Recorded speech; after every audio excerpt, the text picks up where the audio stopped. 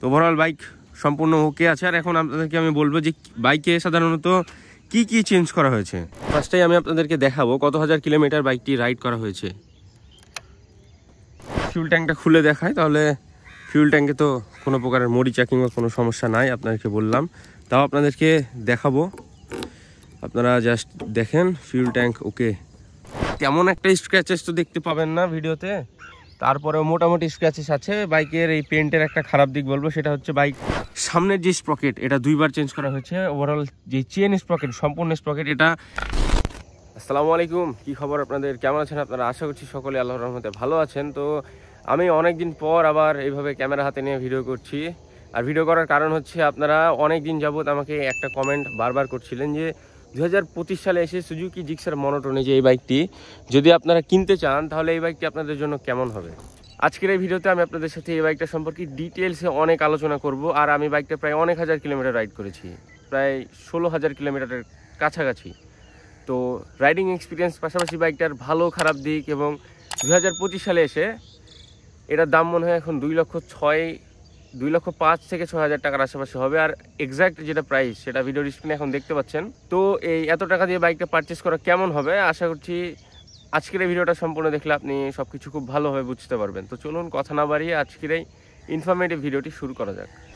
তো ভাইরা, এই যে সামনে বাইক, আর এখন আমি আপনাদের সাথে এই বাইকটা সম্পর্কে ডিটেলস আলোচনা করব। ভিডিওটা সম্পূর্ণ দেখলে আপনি খুব ভালোভাবে জানতে পারবেন যে 2025 সালে এসে আপনাদের জন্য এই বাইকটি কেমন হবে। তো ফার্স্টেই আমি আপনাদেরকে দেখাবো কত হাজার কিলোমিটার বাইকটি রাইড করা হয়েছে।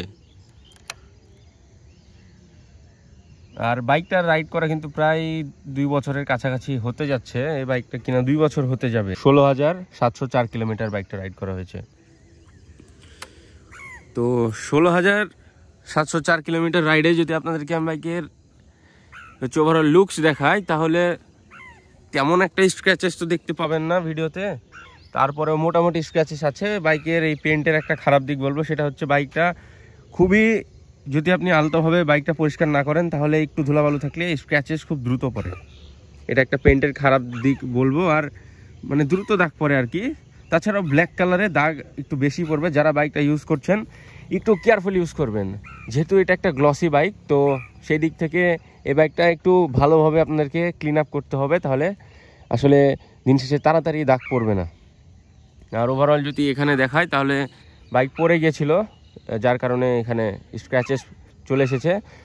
আমি আপনাদেরকে একটা ভিডিওতে বলেছিলাম যে আমি বাইকটা নিয়ে কর্নারিং করতে গিয়ে পড়ে গেছিলাম।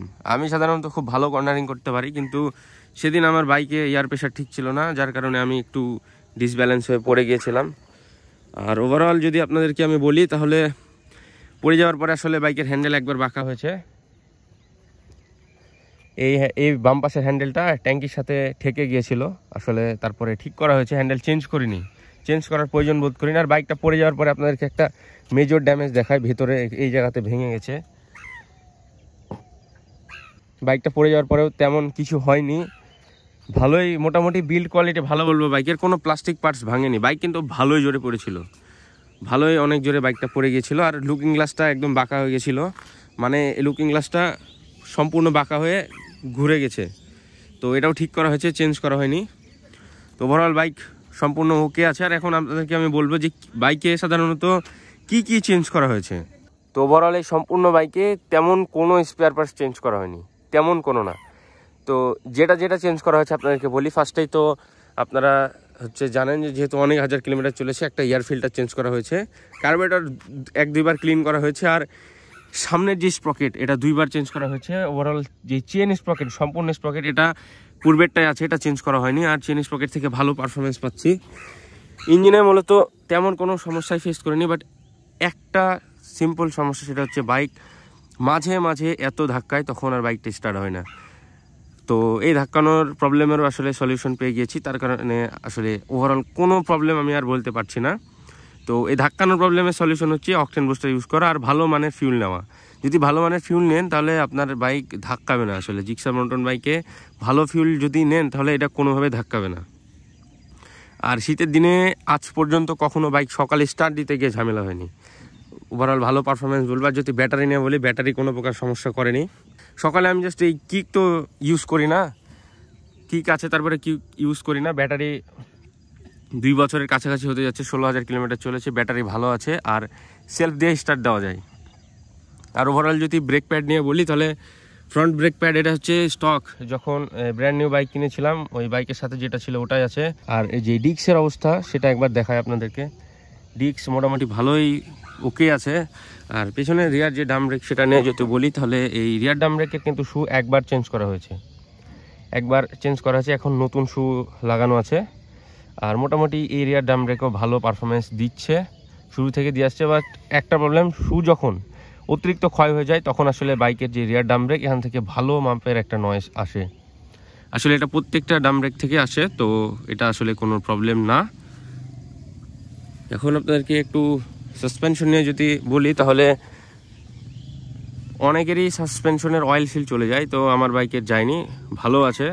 আর একটু পরে আপনাদেরকে বাইকের যে ফিউল ট্যাঙ্ক এটা খুলে দেখাবো। অনেকেই এটা ক্লেম করেন যে ফিউল ট্যাঙ্কে নাকি অনেকের মরিচা ধরে যাচ্ছে, এই বাইকের একটাই প্রবলেম, ফিউল ট্যাঙ্কে মরিচা ধরে। তো এই বিষয়টাও ক্লিয়ার করার চেষ্টা করব। আর যদি সাসপেনশন নিয়ে বলি ওভারঅল অনেক ভালো পারফরমেন্স দিচ্ছে, তো খুবই ভালো। আর সাসপেনশনটা time to time clean up করবেন, মানে ক্লিন আপ বলতে গেলে কেনা ন্যাকড়া দিয়ে আসলে যে অল্প ময়লা জমা হয় এটা ক্লিন করবেন, তাহলে খুব দ্রুত সাসপেনশনের অয়েল সিল যাওয়ার কথা না। আর ভাঙাচোরা রোডে একটু কেয়ারফুলি রাইড করবেন, জাস্ট এতটুকু মেনটেন করবেন। 3 জন নেবেন না বাইকে, তাহলে সাসপেনশনের অয়েল সিল দ্রুত যাবে না, অনেক লং টাইম পর্যন্ত ভালো পারফরমেন্স দিবে। আর রিয়ার সাসপেনশন নিয়ে যদি বলি তাহলে এটা অনেক ভালো পারফরমেন্স দিচ্ছে, ওভারঅল ওকে আছে রিয়ার সাসপেনশনও। আর নর্মালি এখন আপনাকে যদি ফিউল ট্যাঙ্কটা খুলে দেখায় তাহলে আপনারা জাস্ট দেখেন ফিউল ট্যাঙ্ক ওকে। যদি মরিচার কথা বলি তাহলে মরিচা কিন্তু সম্পূর্ণ ফিউল ট্যাঙ্কে নাই, অনেকের একদম সম্পূর্ণ মরিচা ধরে যায়, একেবারে অবস্থা খারাপ হয়ে যায়। আমার বাইকে কিন্তু পুরাই ওকে আছে, আপনার আরও ভালোভাবে দেখেন। শুধু কোনাতে ওখানে আসলে যখন বাইক ওয়াশ করা হয় তখন ওখানে একটু পানি জমে, যার কারণে ওই জায়গাতে একটু মরিচা ভাব আছে, তাছাড়া বাইক কিন্তু ওকে। আর এই ধাক্কানোর যে প্রবলেম এটারও সলিউশন পেয়ে গেছি, যার কারণে বাইকের আর কোনো প্রবলেম আমি বলতে পারছি না। মোটামুটি আমি যে বাইকটা কিনেছিলাম এটা ভালো ছিল, 2023 সালের শেষের দিকে আমি বাইকটা কিনেছি। বাইক কিন্তু ওভারঅল খুবই মারাত্মক। আর এই বাইকটা থেকে আমি টপ স্পিড এখন পর্যন্ত 117 তুলেছি, রাস্তা ফাঁকা ছিল তো একটা টান দিয়ে 117 তুলেছি জাস্ট। তারপরে আর কখনো এরকম টানাটানি করি না বাইক নিয়ে, কারণ আমার একটু সাবধানে একটু কেয়ারফুলি বাইক রাইড করতে বেশি ভালো লাগে। আশা করছি আজকের এই ভিডিওটা আপনাদেরকে ভালো লেগেছে। আর যদি আজকের এই ভিডিওটা আপনাদেরকে ভালো লেগে থাকে অবশ্যই ভিডিওতে একটি লাইক করে দিতে পারেন।